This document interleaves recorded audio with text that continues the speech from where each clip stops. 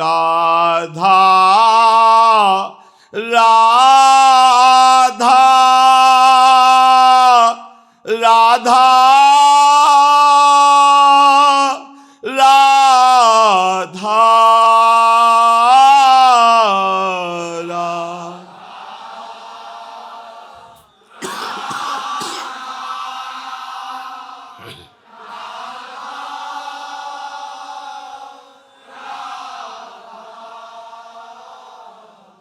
श्री राधा वल्लभ लाल की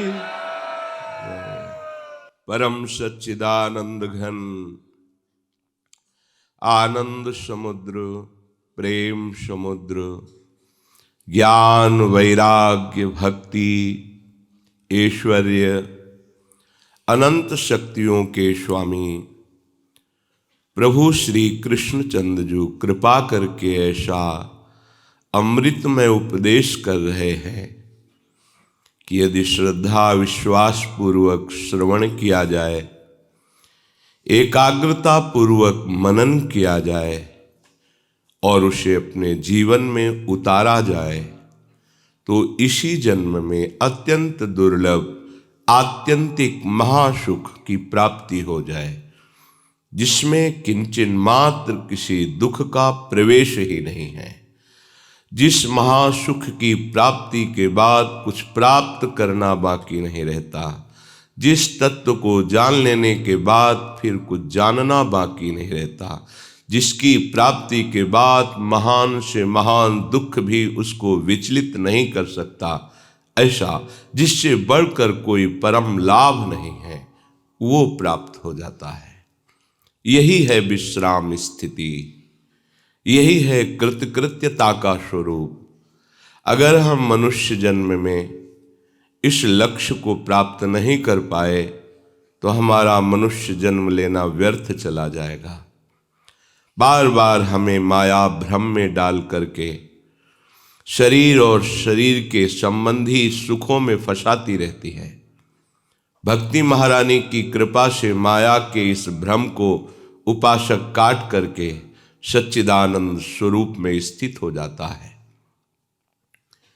इसलिए प्रभु कृपा करके वर्णन कर रहे हैं, ध्यान पूर्वक सुना जाए। प्रभु कह रहे हैं, तम विद्या दुख संयोग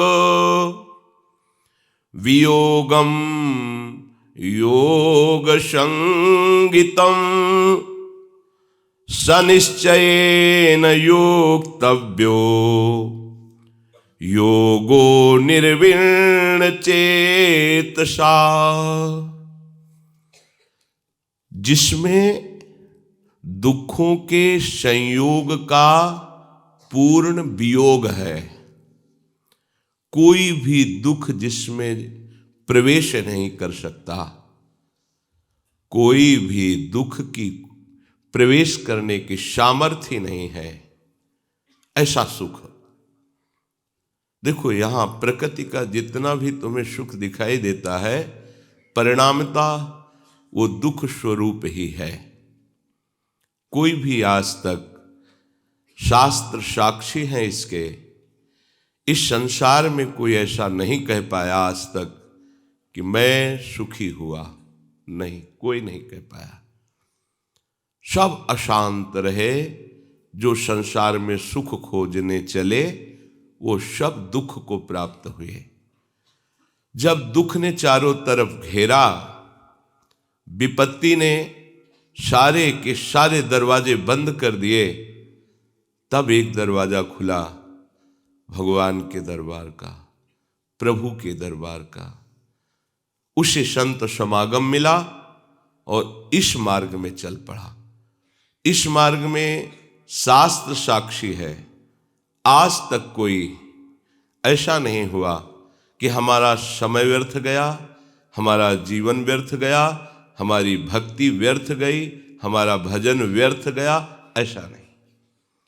आपसे चूक भी हो जाती है, आप भ्रष्ट भी हो जाते हैं इस मार्ग से, तो आपको सांसारिक पुरुषों जैसी गति नहीं मिलेगी।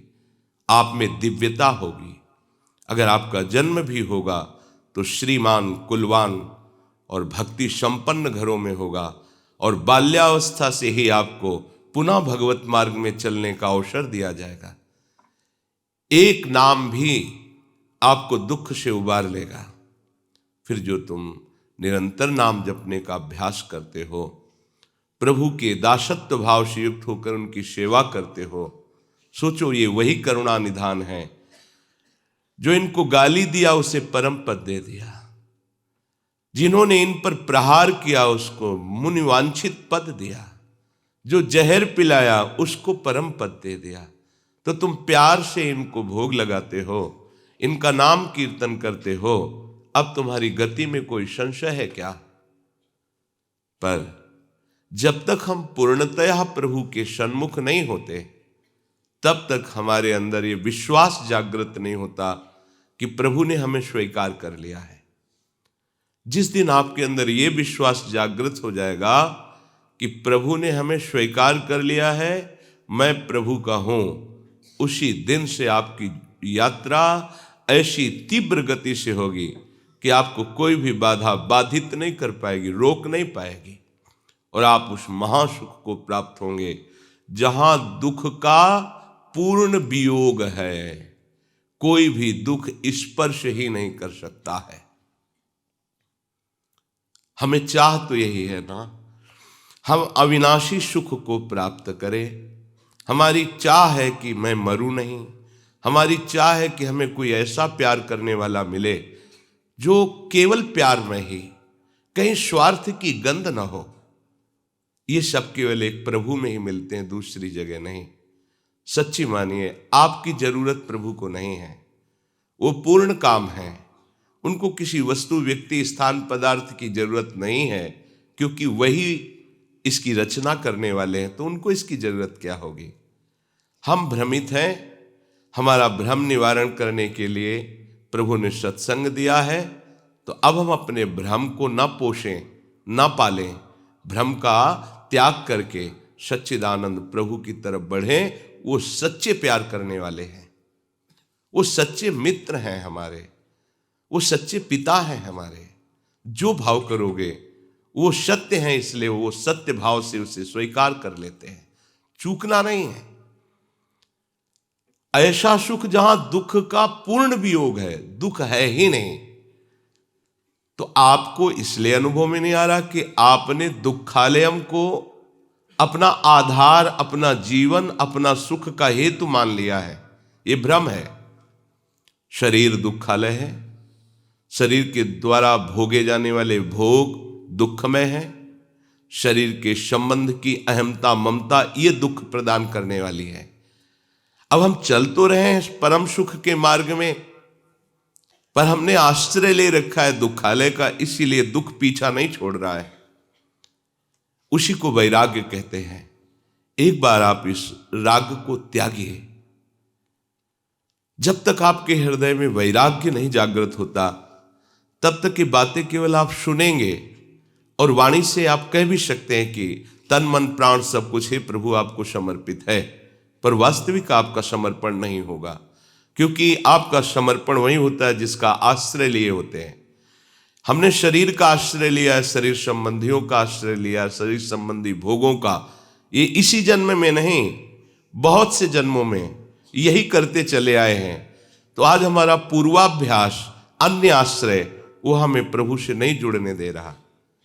प्रभु हमारे हैं, सच्चे हितैषी हैं, हमारे सच्चे रिश्तेदार हैं, हमारे सच्चे नातेदार हैं, हमारे हैं, हमारी आत्मा है, हमारे प्राण हैं, पर कितने दूर से लगते हैं।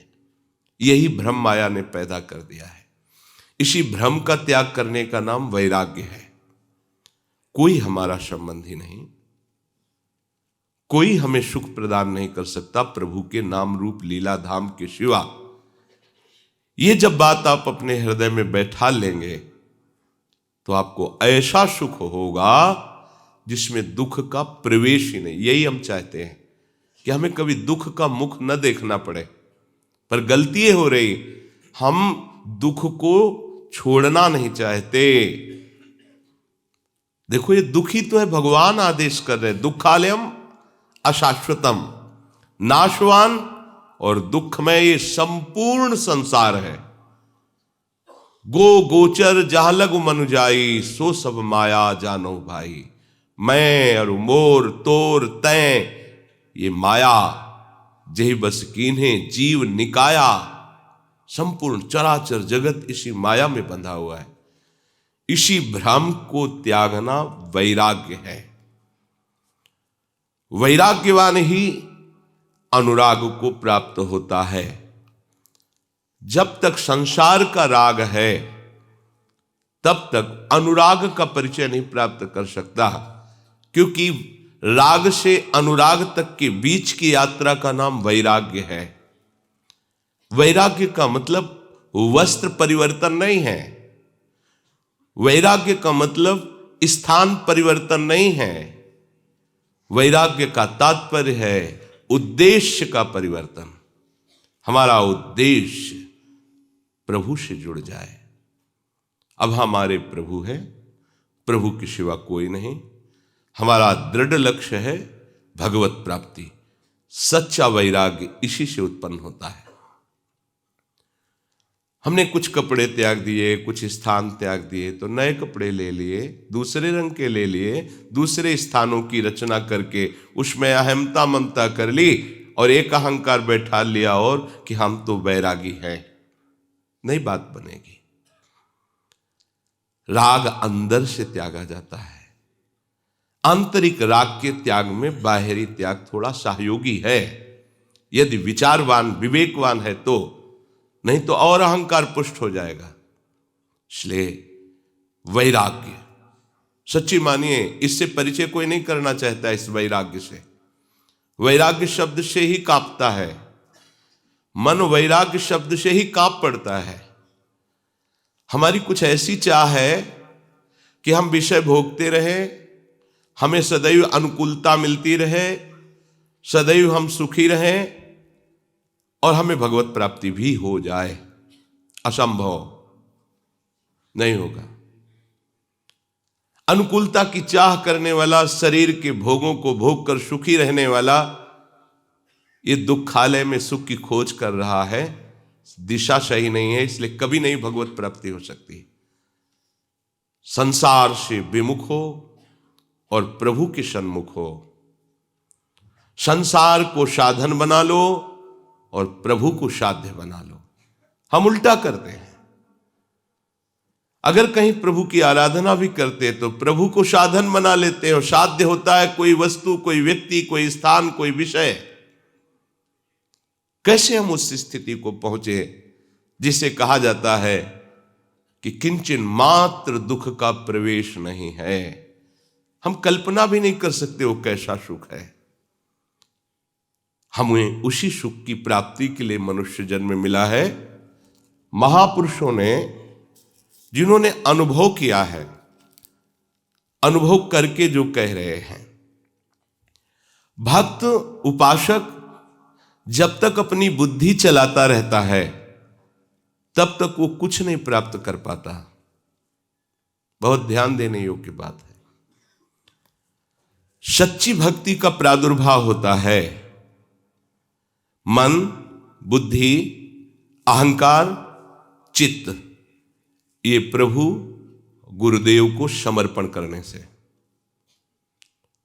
बुद्धि का समर्पण, जो गुरुदेव ने कहा है वही निश्चय सत्य है, अपनी तरफ से उसमें कुछ बुद्धि नहीं लगानी।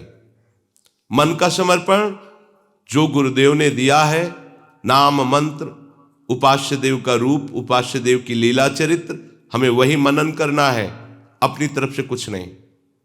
चित्त का समर्पण, जो गुरुदेव ने हमें चिंतन प्रदान किया है, हम उन्हीं का चिंतन करेंगे।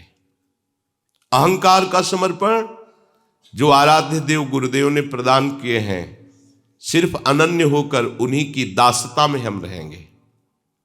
श्यामा श्याम हमारे स्वामी हैं, प्रीतम हैं, हम उनके दास हैं। ये अहंकार का समर्पण है। जब तक अपनी तरफ से कुछ बुद्धि रखते हैं, बुद्धि चलाते हैं, तो ये वही बुद्धि है। जब से सृष्टि हुई आज तक कभी सत्य पे नहीं चलने दिया, तो आज तुमको कैसे सलाह दे सकती है प्रायः हम अहंकार की वृत्ति को समझ नहीं पाते। शास्त्र और गुरुजनों के शासन को अपने प्रतिकूल समझ करके बुद्धि की सलाह से हम माया के अनुकूल चलने लगते हैं, अहंकार के अनुकूल चलने लगते हैं। लगता है अब हम स्वतंत्र हुए। बहुत बंधन में बंधे हुए थे, निकल नहीं पा रहे थे बंधन से, अब स्वतंत्र हुए। ये वही चालबाज मन और बुद्धि तुम्हें जो स्वतंत्रता का नाटक दिखा रहे हैं, ये परतंत्र कर रहे हैं, माया के अधीन कर रहे हैं। इसलिए केवल समर्पण की बात करने से आप भक्त नहीं बन जाएंगे। सब कुछ जो अपना माना है वो हमें आराध्य देव के चरणों में समर्पित करना है। हमें समर्पण करना भी नहीं आता, इसीलिए सत्संग मिलता है, सदगुरुदेव रूप में प्रभु मिलते हैं। ऐसे समर्पण करो। जो केवल मुंह से समर्पण की बात करता है और अपनी बुद्धि अपना मन चलाता है, वो पतित हो जाता है। भाव भक्ति का फल है, ये हृदय में प्रकाशित होता है। भाव ऐसी सामर्थ्यशाली वृत्ति है जो अव्यक्त भगवान को व्यक्त कर देती है।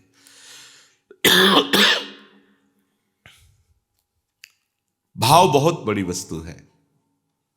भाववश्य भगवान। भाव से यदि पुकारा जाए तो अभी हृदय में प्रकाशित हो जाए।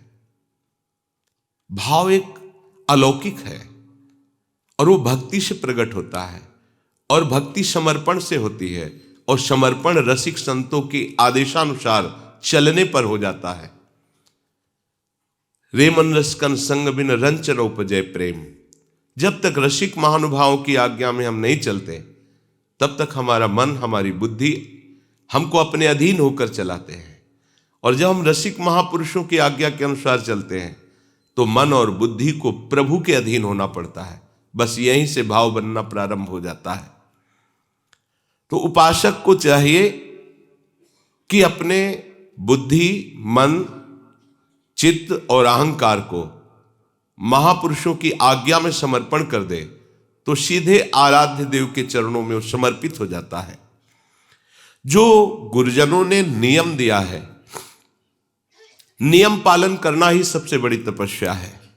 ये दिनचर्या, माता सबरी ने एक दिन भी निराशा नहीं पैदा की। गुरु ने कहा था प्रभु आएंगे, रोज वही दिनचर्या, रोज सोहनी लगाना, जल छिड़कना, पुष्पों के पावड़े डालना, फल आदि चयन करके प्रभु का इंतजार करना। रात हो गई, फिर प्रभु के चिंतन में विश्राम, फिर प्रातः वही करना। कितने वर्षों तक कभी नियमावली में त्रुटि नहीं पड़ी। तो जो गुरु प्रदत्त नियम है, सबरी मां को विश्वास था गुरुदेव के वचन झूठे नहीं होते। उन्होंने कहा है कि प्रभु आएंगे तो आएंगे प्रभु। वर्ष, 2 वर्ष, 4 वर्ष, 10 वर्ष नहीं, बहुत लंबे समय तक उनको अविश्वास नहीं हुआ। गुरुदेव ने कहा है प्रभु आएंगे। गुरुदेव ने जो हमें नियम दिया है, या हमने गुरुदेव के लिए जो नियम धारण किया है, वो ऐसे फिसड्डी नियम नहीं होने चाहिए। वर्षा हुई तो हम गायब, सर्दी हुई तो गायब, अनुकूल समय है तो हम आकर के हाजिरी बजा रहे। नहीं, हमारी यही साधना है। जो नियम है उसमें हम, यदि हमारे में चैतन्यता है, चलने की सामर्थ्य है, तो हम उपस्थित होंगे निश्चित। जब हम चल ही नहीं सकते तो बात अलग की। तो नियम से ही प्रेम पैदा होता है। भजन में जब तक नियम नहीं होता, तब तक भजन में आसक्ति नहीं होती। लोग प्रश्न करते रहते हैं कि हमारे भजन में मन नहीं लगता। आप नियम से भजन करें। दिनचर्या आपकी टाइम से होनी चाहिए। जिस टाइम जो दिनचर्या, उसी में आप देखो, उसमें आसक्ति हो जाएगी। और आसक्ति हो जाना ही भागवतिक दिनचर्या में भाव का प्रादुर्भाव करना है। भाव जागृत हो जाते हैं, विक्षेप आदि विघ्न स्वतः नष्ट हो जाते हैं। उपासक जब नियम से ऐसे चलता है और भगवत लीला गुणगान या कीर्तन करता है तो उसके अंदर ये भाव प्रकट होने लगते हैं। कभी उसका शरीर कंपायमान होने लगता है, कभी अश्रुधारा बहने लगती है, कभी रोम रोम पुलकित हो जाते हैं, कभी स्तंभ हो जाता है, शांत एकदम समाधिस्थ की तरह मानो कोई मूर्ति हो। कभी श्वेत पसीना, कभी स्वरभंग लड़खड़ाने लगता है, राग बिगड़ जाता है, आवाज शुद्ध नहीं निकल पाती, गदगद कंठ, नयन बह नीरा, वैवर्ण, शरीर का रंग बदलने लगता है। भाव और बढ़ा तो प्रलय, मूर्छा भी आने लगती है। ये अष्ट सात्विक भाव उसके हृदय में प्रकट होने लगते हैं, जो गुरु प्रदत्त उपासना को, दिनचर्या को नियम पूर्वक करता है। जब भाव प्रकट होने लगता है तो फिर अभिमान की गुंजाइश नहीं रह जाती। ये भाव अभिमान को चूर कर देता है और वो दैन्य भाव से सदैव स्थित रहता है। निराभिमानता जैसे जैसे बढ़ेगी वैसे वैसे आराध्य देव की समीपता का अनुभव होगा।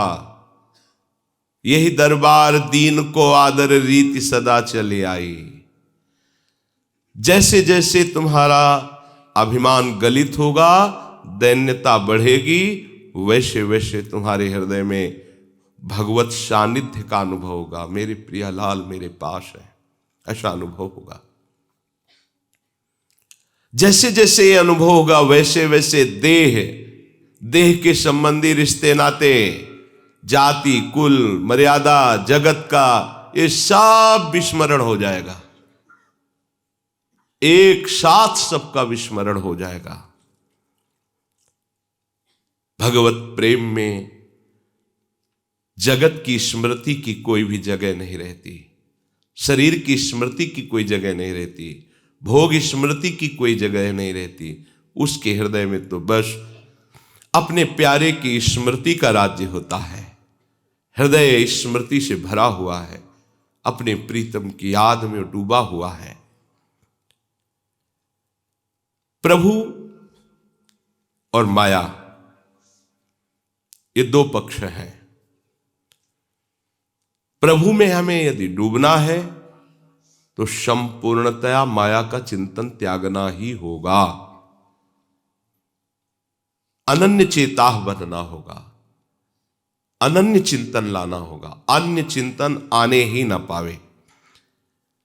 राग के कारण ही अन्य चिंतन हमारे हृदय में होता है। विषय तुम्हारे पास हो पर उसे भोगने की इच्छा ना हो, इसे वैराग्य कहते हैं। सब सामग्री, सब भोग आपके पास है पर भोगने की इच्छा नहीं, क्योंकि इच्छा तो प्रियालाल के चरणों में समर्पित हो चुकी है। जो चाहिए वो उसे प्राप्त हो रहा है। उनका स्मरण, उनका रूप, उनकी लीला, या प्राप्त करने की प्रबल इच्छा है।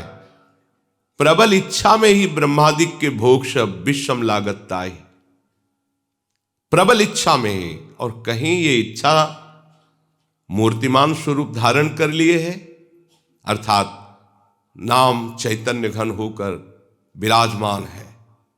अब लिखना नहीं पड़ रहा, नाम विराजमान, रूप की झांकी हो रही, लीला रसास्वादन में डूब रहा है। अब उसे कौन सा विषय आकर्षित कर सकता है?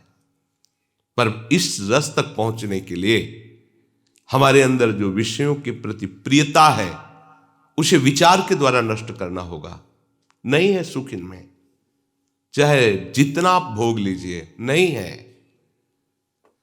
एक दिन रुकना ही पड़ेगा आपको। आज ही रुक जाइए, समय बर्बाद मत कीजिए। अपने चित्त को चिंतन में तल्लीन कीजिए, प्रियालाल के, भोगों के चिंतन में नहीं। भगवत प्रेम के लिए वैराग्य अत्यंत आवश्यक है। वैराग्य सही माने में प्रेम में ही होता है। पहले स्थूल वैराग्य, प्रगट में वैराग्य, पर सूक्ष्म में महत्व बुद्धि बनी हुई है भोगों में, पर जब प्रभु का प्रेम प्रकट होता है तो वो भी नष्ट हो जाती है। अब चराचर जगत में अपने प्रीतम के सिवा और कोई इच्छा नहीं रह गई। अपने प्रीतम से बढ़कर कुछ अच्छा नहीं लग रहा। अब ये सच्चा वैराग्य है। इसके लिए कभी किसी से दो ये शब्द मत कहना। ये महापुरुषों के वचन है। दो ये कहना मृत्यु के समान है उपासक का। आचार्यों ने आज्ञा की है कि भिक्षान्नम औषधम, प्राणों का पोषण। अगर वैरागी हो, विरक्त मार्ग के पथिक हो तो भिक्षान्न से करो। माधुकरी वृत्ति, आकाश वृत्ति, इन वृत्तियों का सेवन वैराग्यवान उपासक करता है। पर दो अन्य जगह इसका प्रयोग नहीं हो सकता। राधे श्याम मधुकरी मांगने गए, अब कोई घर से निकला और 10 रुपया दे रहा है कि रोटी तो नहीं, रुपया ले लो। नहीं, केवल रोटी। कुछ और दे रहा है, नहीं, केवल। अगर रोटी मांगने निकलो, केवल रोटी। कोई पदार्थ, कोई और वस्तुएं, लो मिठाई खा लेना जाके, नहीं, केवल रोटी तो रोटी, नहीं तो चल दे। किसी से जब ये कोई हाथ पसार कर कहता दो, तो इससे तो अच्छा है शरीर छूट जाए। ये महापुरुषों का अनुभव है। ये जो संत वेश रख करके मांगते रहते। कल एक उपासक ने प्रश्न किया था कि किसी ने उनसे कहा कि मुझे अमुक वस्तु दे दो, अगर नहीं दोगे तो हम तुम्हारा बद्दुआ दे के बुरा कर देंगे। ये संत के वचन कभी नहीं होते। डरना मत कभी किसी से। अगर कोई ऐसा कहता है तो बद्दुआ तो उसी के ऊपर लगी हुई है पहले, कि वो अपने वेश की मर्यादा को नष्ट कर रहा है। वो जानता ही नहीं, वो केवल पाखंड के लिए वेश धारण किए हुए है। पहले हमारे साधु समाज में शासन था। ऐसा नहीं था कि कोई भी कैसा भी वेश धारण करके घूमे, ऐसा नहीं था। आपकी परंपरा क्या है?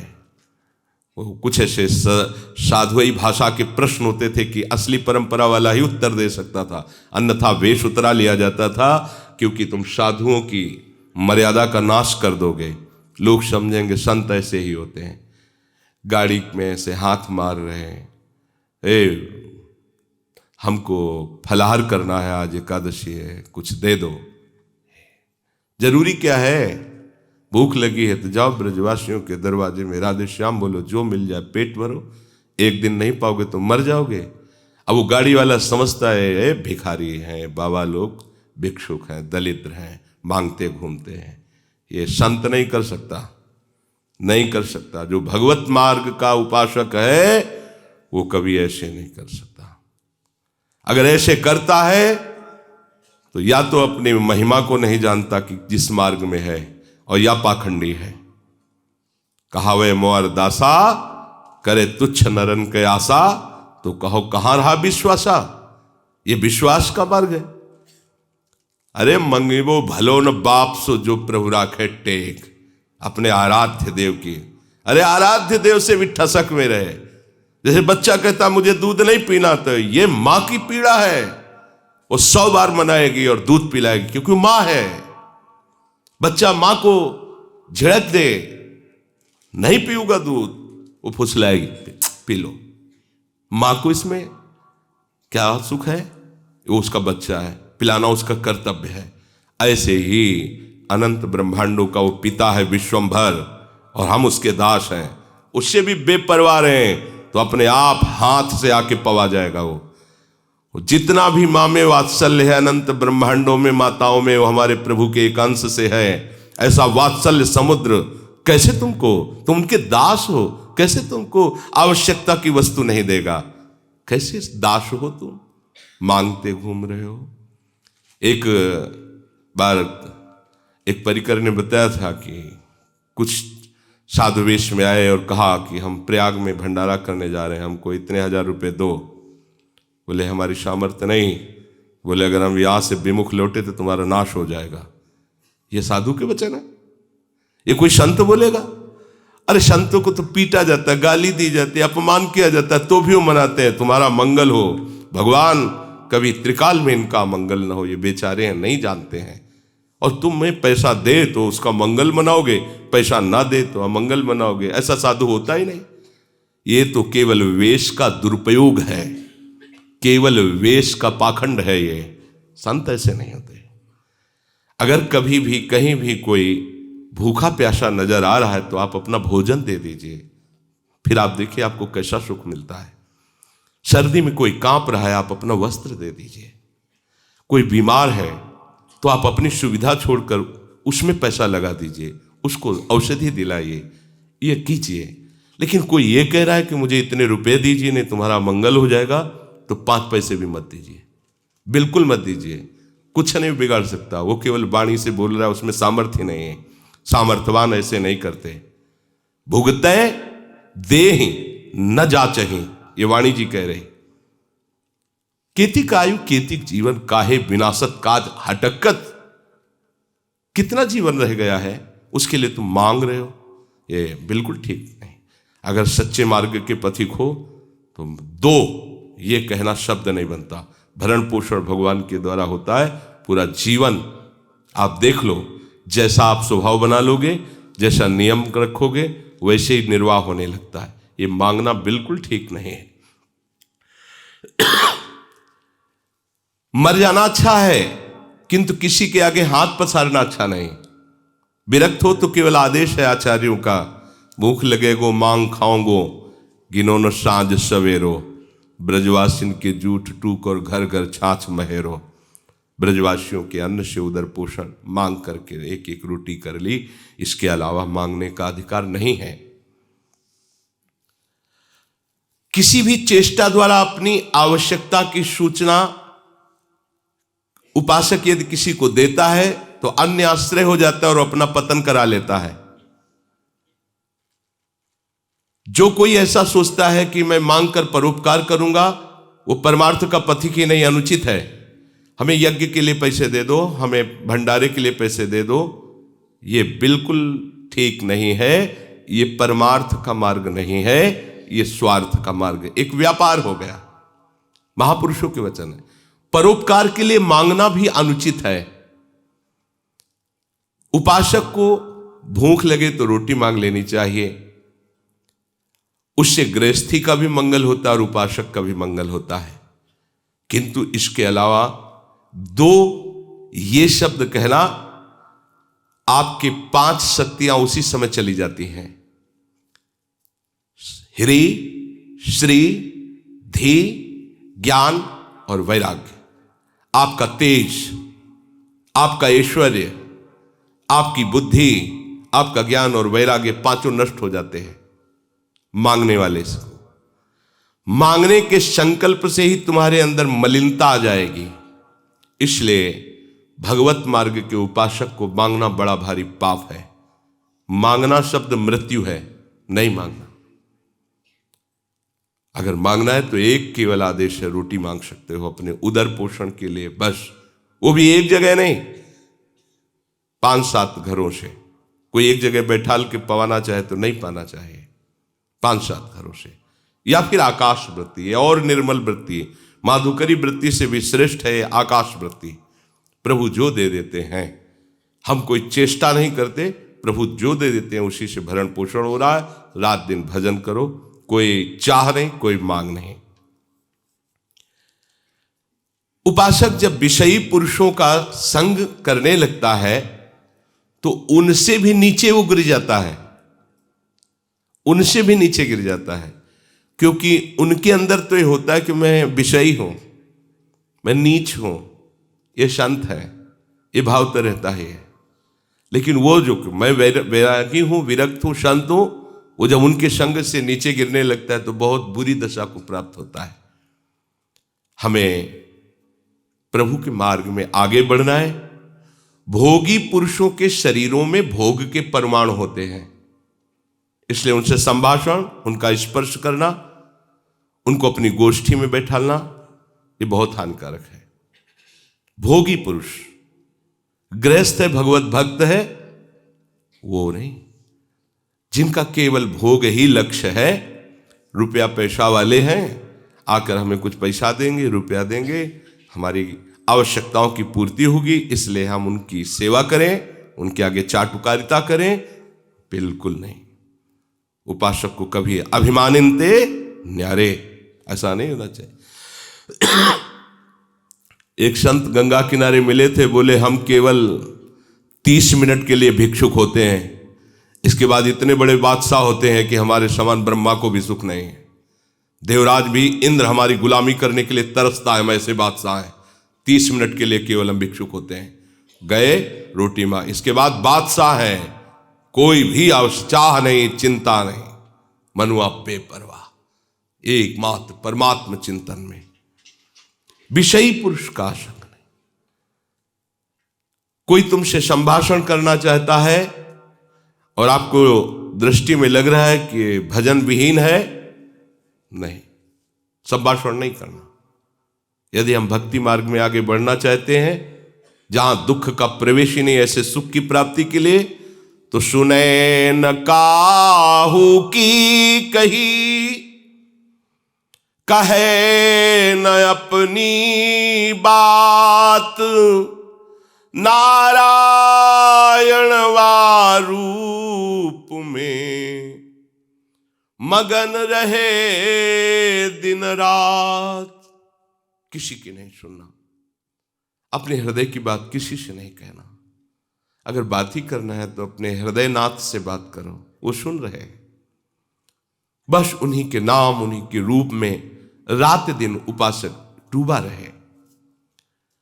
मुख से बोलने के पहले विचार करो, आपके आराध्य देव संबंधी वार्ता है या माया संबंधी, किसी वस्तु, व्यक्ति, स्थान की प्रशंसा या निंदा, ये सब माया जनित है।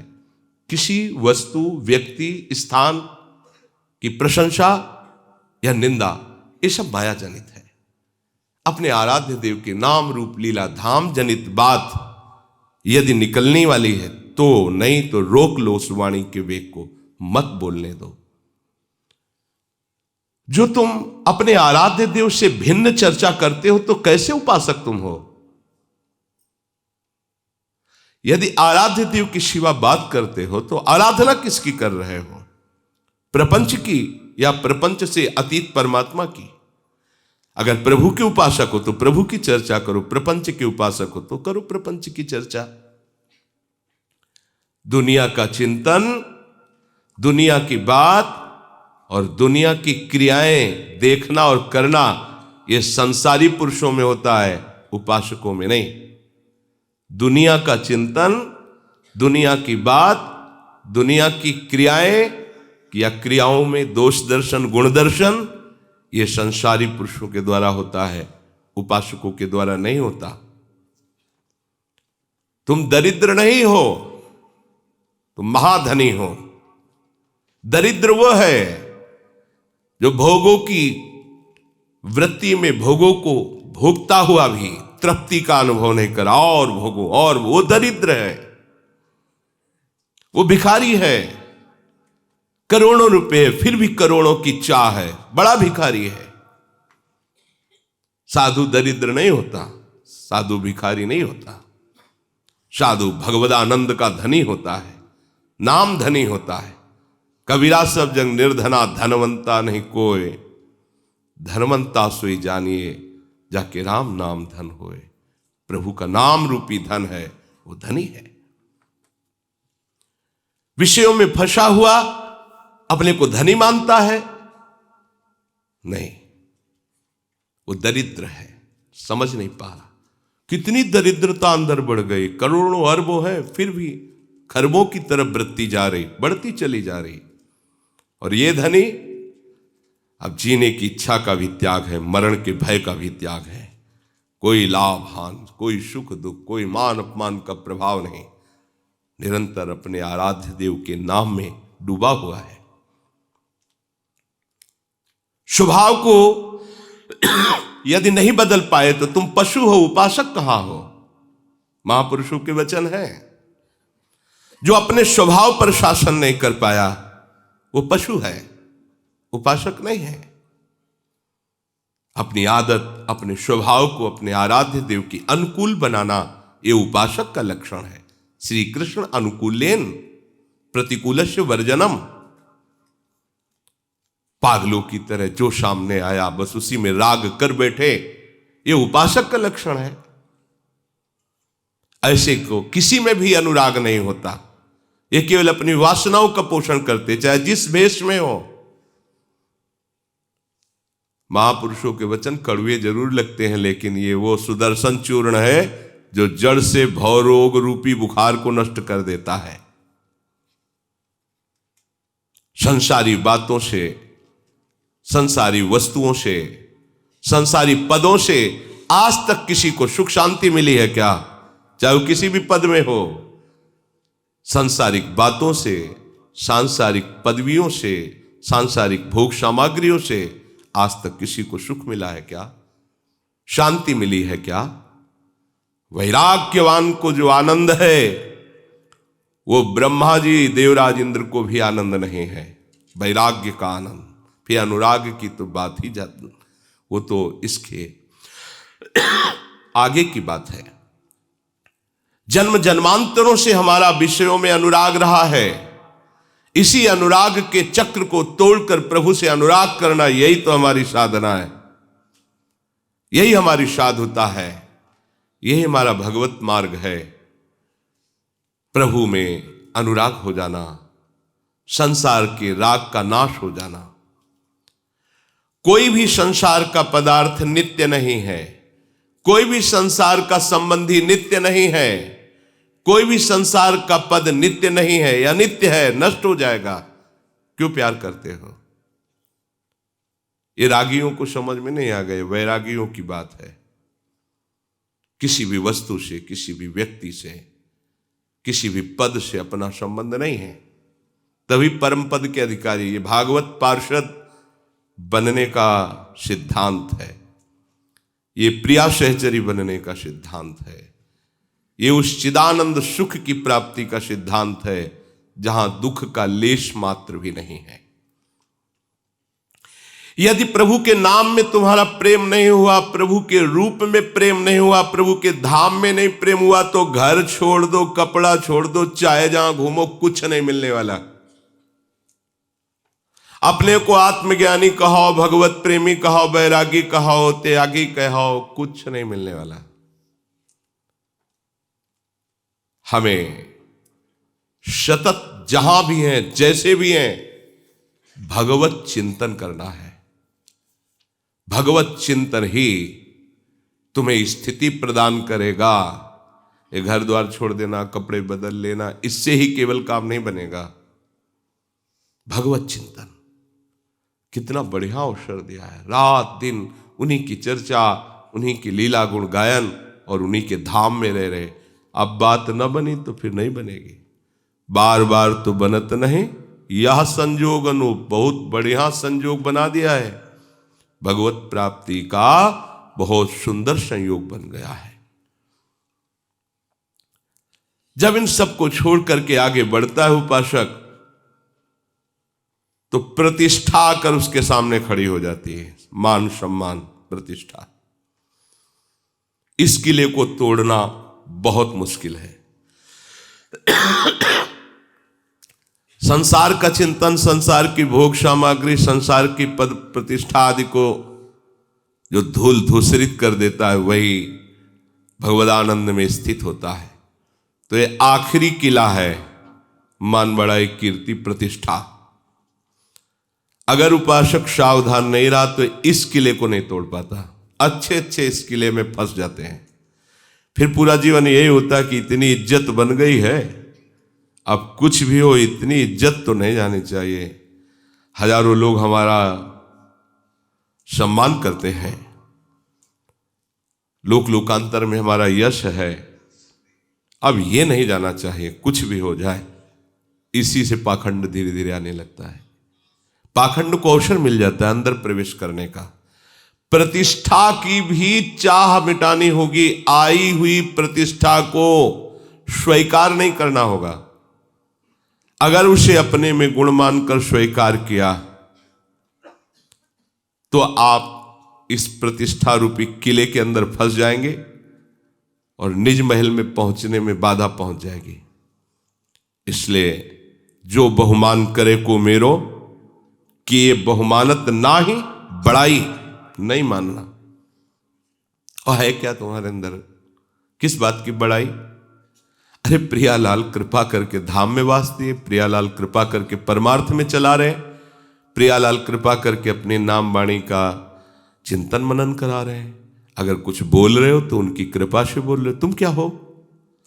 वो अभी चाहे तो जबान लड़खड़ा कर बंद हो जाए, जीवन में एक अक्षर ना बोल पावे। तुम्हारी सामर्थ्य है? कोई सामर्थ्य नहीं।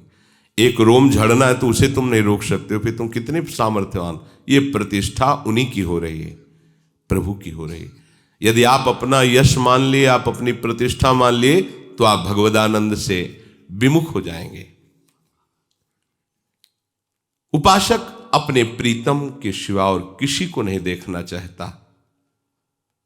उसके चित्त की ऐसी दशा होती है, जाके ही में बस गई मोहन की मुस्कान, नारायण ताके ये और न लागत ज्ञान।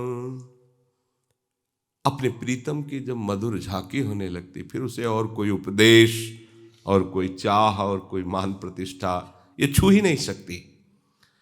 विधि निषेध श्रुति वेद की, मेण देत सो मेट, नारायण जाके ये लागत प्रेम चपेट। अपने प्रीतम की प्रेम का जब प्रवाह उसके हृदय में उदय होता है, तो अब शास्त्र क्या कहते हैं इस पर भी विचार नहीं जाता। विधि निषेध श्रुति वेद इनकी आज्ञाओं के ऊपर उसकी स्थिति होती। न लाज तीन लोकन की, न वेद को कहो करे, न शंख भूत प्रेत की, न देव जच्छते डरे। प्रेम की कैसी स्थिति कि वेद शास्त्र उसे प्रणाम कर लेते कि हमारा शासन खत्म आपके ऊपर से, आप आके बढ़ो। एक बार तो हृदय में धारण करो ये बात कि जगत को तो देख ही लिया, एक बार इस जगत के मालिक को देखें। चाह तो पैदा करो। आपको लगता है जगत है और जगदीश नहीं है, ये माया का भ्रम है। ये नहीं है जो देख रहे हो, वही वो है। ये भक्ति अनुभव कराएगी।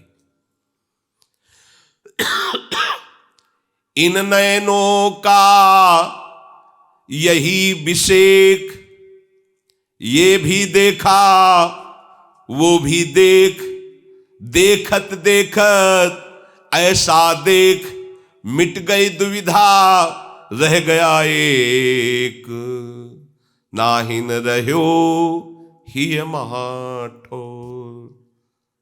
मिट गई दुविधा, रह गया एक प्रीतम, बस दूसरा कोई नहीं। उसकी स्थिति आ जाती है। प्रेम मगन गद गद गिरा, कढ़े न मुखते बात, नारायण महबूब बिनु और न कछु सुहात। महबूब मेरा प्यारा, मेरा प्रीतम, कितना सुंदर, कितना सुखद, कितना रसद, रसमय। यही तो चाह हमारी है। रस मूरति सूरति सरस, कैसा सौंदर्य है इनका। देखो, इनके देखने के लिए ललचाओ। इनका देखना ही माया प्रपंच का नाश कर देना है। इनके देखने की इच्छा ही प्रबल भक्ति का भाव प्रकट कर देना है। आप इच्छा तो प्रकट करो, इनसे मिलने की चाह तो करो। ऐसा आनंद प्रकट होगा, ऐसी लगन लगेगी, कुछ अच्छा नहीं लगेगा। भारी से भारी दुख को भी सह जाया जाता है। इनसे मिलने की लगन में ऐसी एकाग्रता जागृत होती कि कोई ढोल बजाए तो भी अपने अंदर की स्मृति में कोई बाधा नहीं पड़ेगा। मन में लागी चटपटी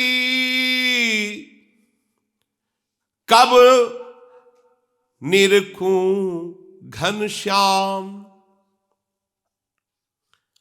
नारायण भूल्यो सभी खान पान विश्राम।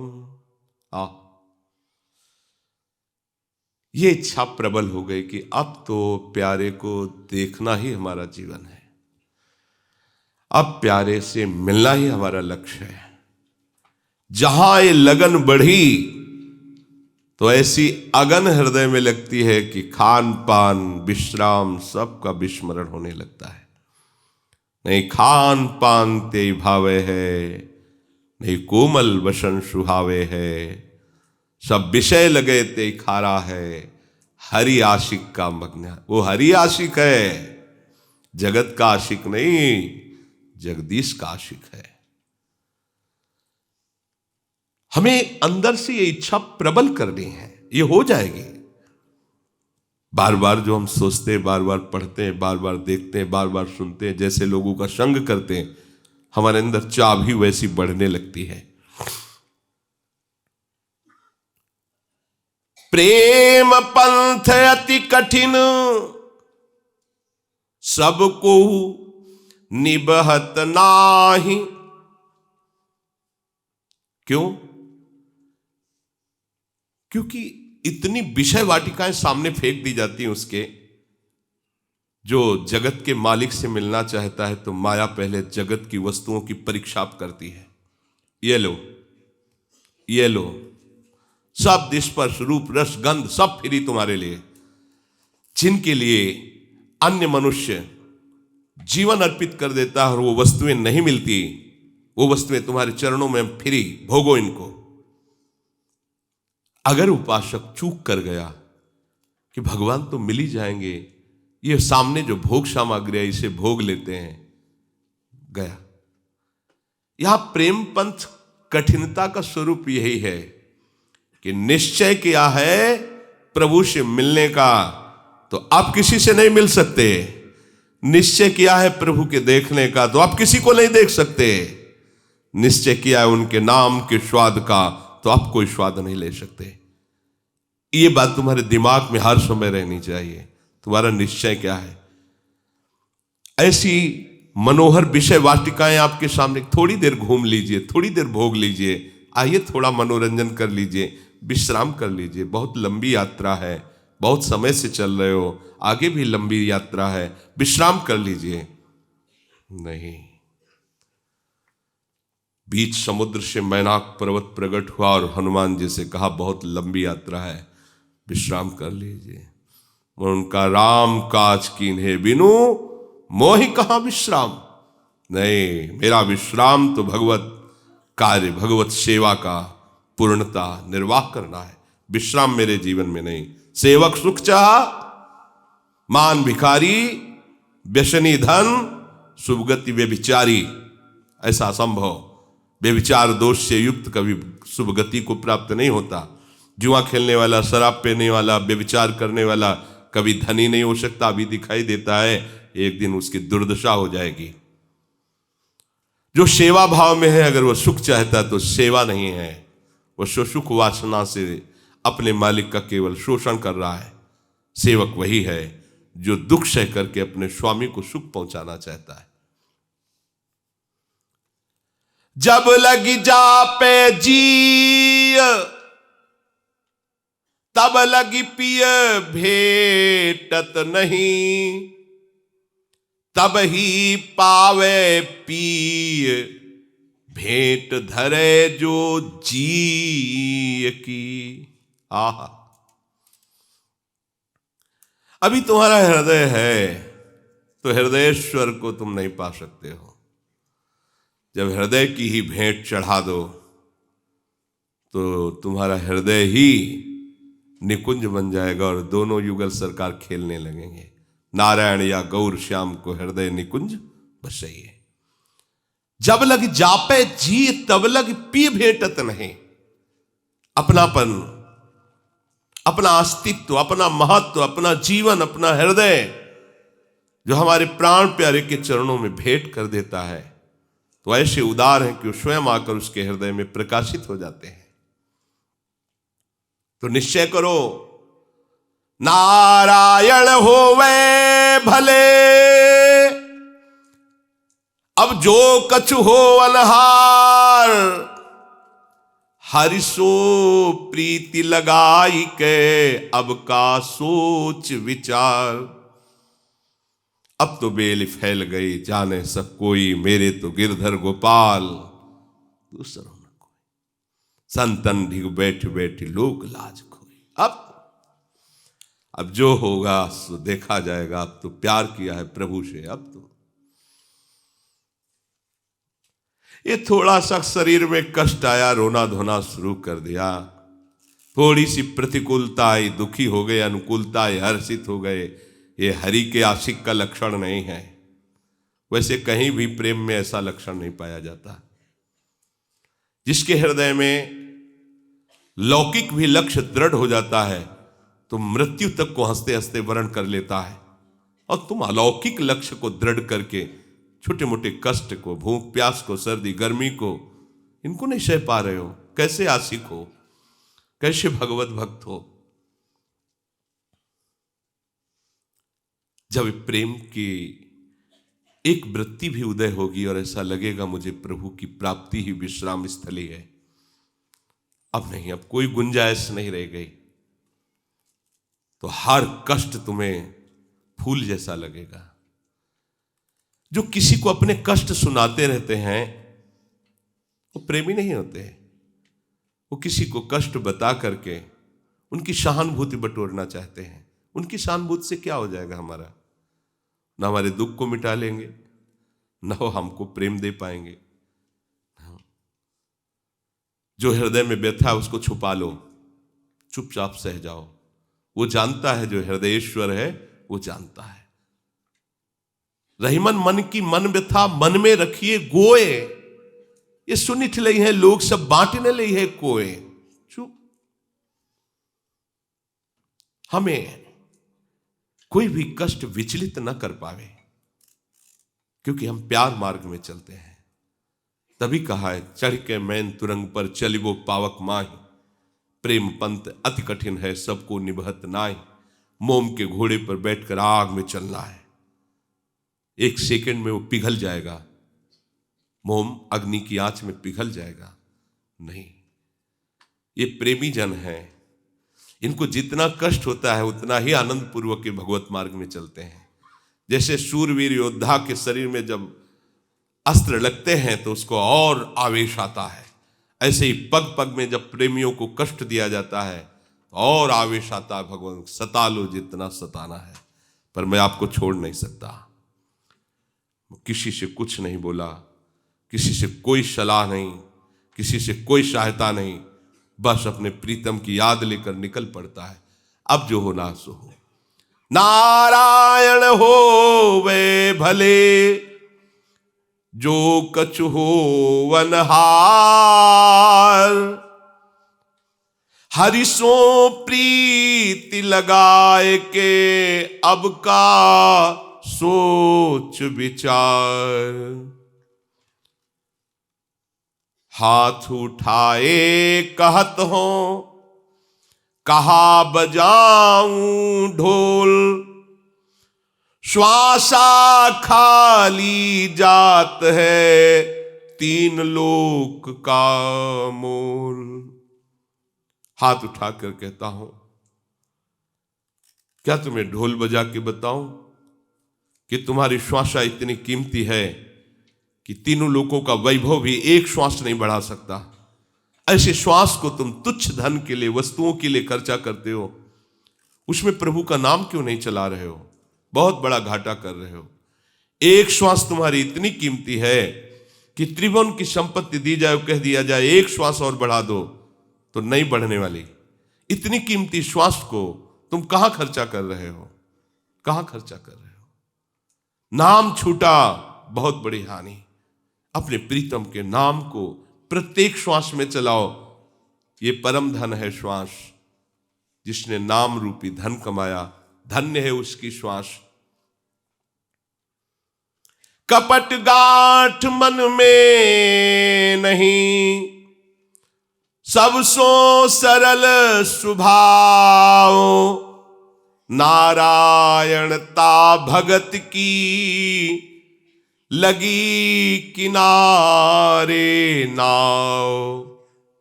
कपट रहित हृदय है, सरल भाव से सबसे पवित्र व्यवहार है। एक एक श्वास में नाम जप करता है, पार हो गया भव समुद्र से। उसे कोई डुबो नहीं सकता, कोई बाधा नहीं पहुंचा सकती। नारायण या मग को आवत है सो बीर। पग पग में बरछी लगे, श्वास श्वास में तीर। प्रेम मार्ग में चलने वालों को धैर्यवान बनना है। इस मार्ग में हो सकता है कदम कदम पे शूल चुभोए जाएं, श्वास श्वास पे तुम्हें पीड़ा दी जाए, तुम हिलना नहीं, सावधान होकर चलना। आगे प्रीतम तुम्हारे स्वागत के लिए खड़े हैं, घबराना नहीं। अगर सुख को अपना साथी बना के चलोगे तो इस मार्ग में कभी नहीं चल पाओगे। अगर दुख को साथी बना के चले तो तुम्हें कोई रोक नहीं पाएगा। पहले से तुम अपने मित्र का चयन करो। दुख, हर दुख को सहूंगा, पर प्रभु आपको नहीं छोड़ पाऊंगा। देखो ना, संसार के लिए बहुत जन्म दिए, अब एक जन्म प्रभु के लिए खेलेंगे। अब ये होली प्रभु के साथ खेलेंगे। चाहे जितना हमें कष्ट दिया जाए, हमारे कदम नहीं रुकेंगे। देखो, ऐसा निश्चय करना होगा, नहीं लड़खड़ा जाओगे। कदम कदम चलना मुश्किल है, कदम कदम चलना मुश्किल है। ऐसे उसको कष्टों से फांस दिया गया। अब बोलो राधा राधा। तो आगे खड़ी मुस्कुरा रही है, क्योंकि वो कष्ट सत्य नहीं है, वो भ्रम है। जब सच्चा उपासक शूल को देख करके पैर आगे बढ़ाता है तो शूल फूल बन जाता है, नहीं तो डर के भाग जाएगा। वो शूल नहीं है, वो दुख नहीं है, वो विपत्ति नहीं है, वो केवल तुम्हारी परीक्षा है। आगे कदम बढ़ाना, पीछे हटाना मत। भारी विपत्ति, भारी दुख, भारी प्रतिकूलता, कोई साथी नहीं, कोई सहयोगी नहीं। जिनका सहारा लिया वो भी छोड़ सकते हैं। ऐसा लगेगा तुम्हें कि भगवान भी साथ नहीं दे रहे, पर कदम नहीं पीछे, मत दो साथ। गुरु प्रदत्त नाम है हमारे पास, मंत्र है, जाओ। तो हम वास्तविक तुम्हारे योग्य नहीं हैं, पर हम आपको नहीं छोड़ने वाले। बहुत जिद्दी स्वभाव चाहिए। महापुरुषों ने कहा, गले पड़ जाओ इनके गले। ये माया बख्शती नहीं है, माया में सवतिया डाह है। जब कोई प्रभु को अपना प्रीतम मानता है तो कहती, मेरी परीक्षा में खरे उतरो, मैं अपनी पूरी की पूरी ताकत लगाऊंगी। तुम्हें अपनी पूरी ताकत लगा के प्रीतम का वरण करना है। अगर तुम वरण कर गए तो मैं तुम्हारी दासी, और वरण नहीं किए तो तुम्हें हमारी दासता स्वीकार करनी होगी। प्रीतम की तो झांकी मिलेगी ही नहीं। तो जहां भगवत मार्ग में चले तो फेंक दिया उसके पासे हैं कंचन, कामिनी, कीर्ति, फेंक दिया फांसे। ये सब फ्री तुम्हारे लिए, क्योंकि वो मायापति को अपना प्रीतम मानने चला है। अगर पहले से गुरु कृपा पात्र कसा नहीं गया है तो जहां ये सुख सुविधाएं उसको घेरती है तो लगता है बड़ा मौज है, बड़ी कृपा है। और जहां वो फिसला, गेट बंद कर दे, तू मेरे प्रीतम के गले लगने का अधिकारी नहीं। माया बहुत प्यार करती प्रभु को, मायापति है वो। अपने पति को कोई ऐसे सहज में दे देगा तो ऐसे सहज में नहीं जाने देती। चाहे भक्त हो, चाहे ज्ञानी हो, चाहे योगी हो, कोई भी हो। मेरे प्रीतम के गले लगना है तो पहले मेरी जितनी सुविधाएं हैं इनसे तुम्हें अपना राग हटाना होगा, इन्हें ठुकराना होगा, तब तुम हमारे प्रीतम से गले मिल सकते हो। और जब कोई सच्चा प्रीतम का उपासक होता है तो माया मां की तरह दुलार करते हुए स्वयं पहुंचा देती है। वो मां की तरह दुलार करके प्रभु के पास पहुंचा देती है। माया और कोई नहीं, प्रभु की इच्छा शक्ति है, प्रभु की दासता से युक्त है। वो कोई प्रभु पर शासन थोड़ी करती है। प्रभु से विमुखता होने पर माया अपना प्रभाव दिखाती है। नारायण या मग को आवत है सो वीर। बहुत हृदय मजबूत चाहे, भक्त न ऐसो चाहिए मन धीरज छुट जाए। जहां थोड़ा सा सुख आए फूल गया, दुख आया तो दुख पाए बिल लाए, ऐसा नहीं होना चाहिए। नाम चल रहा है, मंत्र चल रहा है, भारी से भारी दुख में हमारी वृत्ति विक्षेप को प्राप्त नहीं हो रही, भारी से भारी अनुकूलता में विक्षेप नहीं, लक्ष्य में प्रिय प्रीतम प्रभु। देखो अपने लोग कहां हैं। आपको ये धैर्य धारण करना पड़ेगा, क्योंकि इस मार्ग में चलने पर है, पग पग पर कष्ट है। बड़े बड़े महापुरुषों के जीवन चरित्र को पढ़ के देख लो। अब तू अपने हृदय में हृदयेश्वर का साक्षात्कार करना चाहता है तो कोई प्रश्न करने की जरूरत नहीं है, बस निरंतर चिंतन करने की जरूरत है। क्योंकि समस्त ज्ञान, वैराग्य, भक्ति, ऐश्वर्य हमारे प्रभु के चरणों में लुटता रहता है। आप उनका चिंतन करेंगे, कोई भी ज्ञान ऐसा नहीं जो आपको अनुभव में ना जाए, कोई भी भक्ति की ऐसी स्थिति नहीं जो आपके हृदय में ना जाए, कोई भी योग का ऐसा वैभव नहीं जो आपके हृदय में ना जाए। इसलिए सब छोड़ो, केवल भजन पर लगो, सब आप प्राप्त। अब एक प्रश्न किए कि महाराज जी कह रहे थे कि राधा नाम से धन आ जाता है, 2 महीने से राधा नाम जप रहे हैं, अभी धन तो आया नहीं। ऐसा प्रश्न, कितने जन्म से तुम अपराध कर रहे हो, कितने जन्मों से तुम्हारी वृत्ति गंदी रही है कि अभी तक तुम प्रभु को अपना नहीं माने हो, धन को अपना माने हो। खुद तुम्हारा प्रमाण दे रहा है हृदय। अगर तुम 2 महीने बराबर राधा नाम जप लो तो 2 महीने में श्री जी मिल जाएंगी। धन की बात क्या है। पर आपने कुछ भी नाम जपा हो तो हम आपको प्रणाम करते हैं, वो व्यर्थ नहीं जाएगा। पर इस राधा नाम को आप खर्चा मत करो, ये बहुत बड़ी धरोहर है। इसके लिए तुम्हें कुछ चंद रुपए मांग मत करो। आप सावधान रहो, निरंतर जप करो तो राधा नाम से अखिल लोक ब्रह्मांडों का स्वामी खरीद सकते हो। राधा नाम से श्री कृष्ण को खरीद सकते हो, वो बिकने के लिए तैयार है, दाम है राधा नाम। तुम धन की क्या बात करते हो। पर मलिन बुद्धि तो अभी समझ में नहीं आता कि राधा राधा राधा कहते हो, राधा नाम चिदानंद, कुछ तो फर्क होना चाहिए। अरे चिदानंद तुम्हारे अंदर बैठा, तेरे फर्क नहीं है तो नाम से क्या फर्क आएगा। पहले मलिनता को नष्ट कर, नाम के द्वारा वृत्ति को पावन कर, फिर देख नाच पड़ेगा। सिद्धांत से चलो। ये जो मनमानी वृत्तियां, तभी कहा कि जो बुद्धि रखता है वो तब तक अनुभव नहीं कर पाता, जब बुद्धि को समर्पित कर देता है तब ये मार्ग।